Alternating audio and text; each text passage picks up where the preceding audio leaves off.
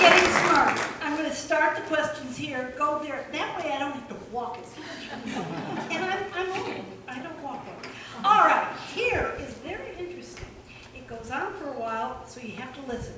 In a recent survey of registered Democrats regarding what local issue facing Shasta County is the most important and they are the most concerned about, the overwhelming responses were homelessness and crime. And then in third place was the opioid and drug use.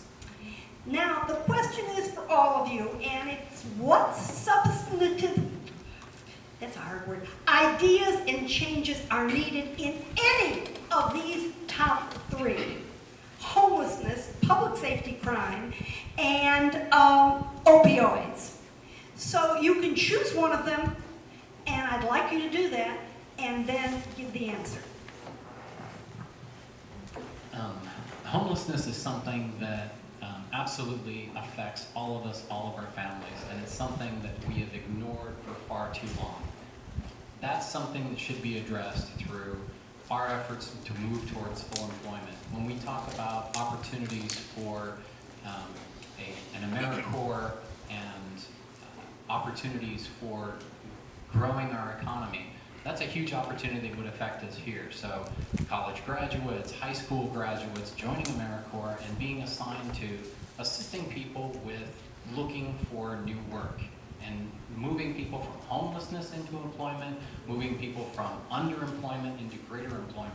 Because, I mean, somebody could be a fantastic welder and be an excellent employee, but when they're in transition between jobs and all of a sudden, yeah, maybe they're not the best at interviewing and getting the next job, the youth and AmeriCorps and putting resources towards advancing all of our employment opportunities for everyone will take people out of homelessness and into employment and being able to sustain themselves going forward.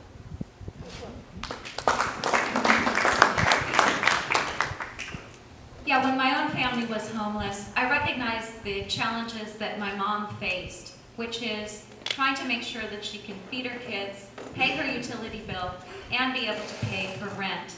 There have been very successful public and private partnerships whereby we can provide affordable housing for all Americans, and particularly seniors. I'm strongly in favor of HUD Section 202, which would expand funding for both housing that you can rent for seniors as well as housing that you would be able to purchase.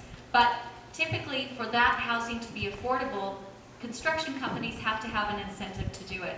And under the current HUD Section 202, that housing would be available to low-income seniors for the next 40 years. I would lift that cap and make it in perpetuity. The current tax laws also tend to favor real estate investors over those who are going to be residents in their homes. And so that is something that has to change. We can fix homelessness. It takes the right leader to do it and the right policies to make it happen. Thank you.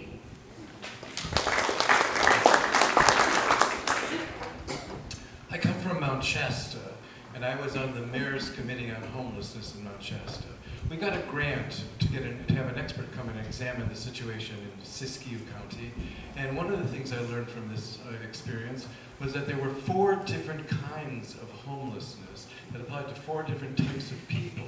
So one size does not fit all. There's not going to, and that applies generally to most questions. And we have to tailor our responses to exactly who we're talking about and what the situation is. Secondly, I was in campaigning in Nevada County last week, and I campaigned with Josh Jones, who's the Green Party candidate for governor. Josh has been going all over the state, and his take on homelessness is that the Airbnb situation has been forcing, shrinking our housing stock. What this means is that if you're a landlord, you've got a house to rent. The United States government take some of that money, it goes into treasury bonds. Do you know what happens at the end of that month? They pay it back. One of the things about a treasury bond is that is what the United States government has to pay back.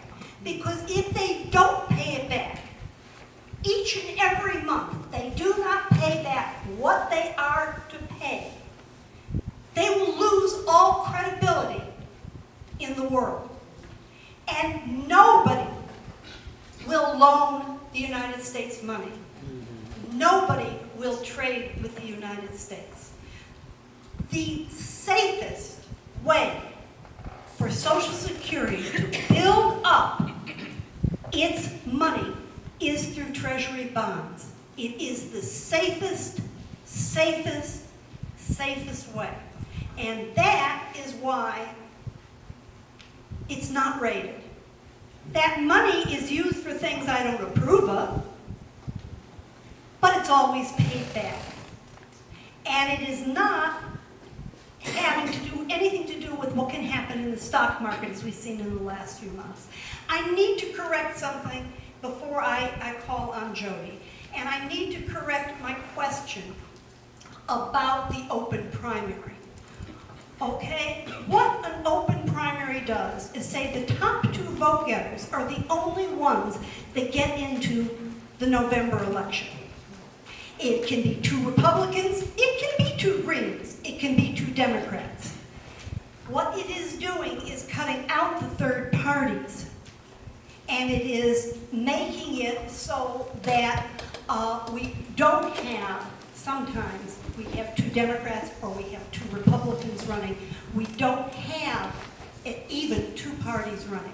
So I asked it, I didn't explain it, and that's why I think some people answered the way they did.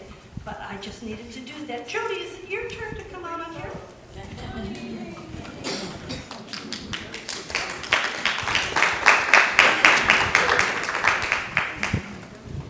Okay, so let's give our candidates another round of applause. And I really appreciate everybody's attention and patience to listening to everybody. We did invite everybody, and we did pretty well in getting everybody here except, one candidate. And so I just wanted to kind of wrap up and give us a chance to sort of think about what all this means. So as an organization that works on senior and disability issues, we pay attention to the trends and what we see seniors do and what some of the biggest concerns are, and that influences the issues that we work on. And there is no other more important issue to seniors and their families than protecting the benefits that people paid into when they worked with the expectation that they would be there for them when they retire. And those are Medicare and Social Security and Medicaid, especially for people who wind up in a nursing home or needing extended care. Medicaid is, in California especially, 70% of our Medicaid dollars, called Medi-Cal here, go to long-term care. I think there's a real misconception about how Medicaid dollars get spent. But because even if you are lucky enough to have some savings when you retire, it's a priority in who you vote for. Because if we don't do it, then we're going to be seeing some very, very difficult times for people who depend on the programs. And then finally, I just want to end by inviting you all to help us spread the word, not just about the importance of Medicare and Social Security, but on all the issues that we care about. I think it's absolutely true that we have a home care worker crisis that is already facing our state and is only going to get worse as we become an aging population. And we must raise our voices. Seniors are the fastest growing part of the California population. And by the year 2025, there will be more people over the age of 60 in our state than people under the age of 18. That is the first time in our state's history that demographic shift is going to happen. It is what's called the silver tsunami. And so we have got to be at the table talking about what we see for our future. What kind of programs are we going to need so that people can live with independence and grace and dignity? And we have to be there to talk about how we spend our dollars, whether they're local dollars and programs that you provide here in your own communities, what is the state going to do, and what is the federal government going to do? Because we are not prepared for this tsunami. We are absolutely not, we have not been talking about this. And the most informed, most experienced people to talk about this are you. Because you are living it, your family members are living it, and we need to be at the table. So we invite you to be part of CARA, if you're not already, to come to our regular meetings, which are held on the third Friday of every month at 10 o'clock at the Labor Center in Reading at 900 Locust Street, and help us both figure out how to inform the voting seniors, of which you all are, as well as the rest of the population, so that we can make California a state where we can age with dignity, with independence, and with grace. So I really want to thank you all for being here today, and thank the candidates again. I think they'll probably stick around for a minute if you want to talk to them. If you're willing to help us talk to other senior voters who couldn't be here today, you've got the senior vote flyer. You can fill it out and leave it with us.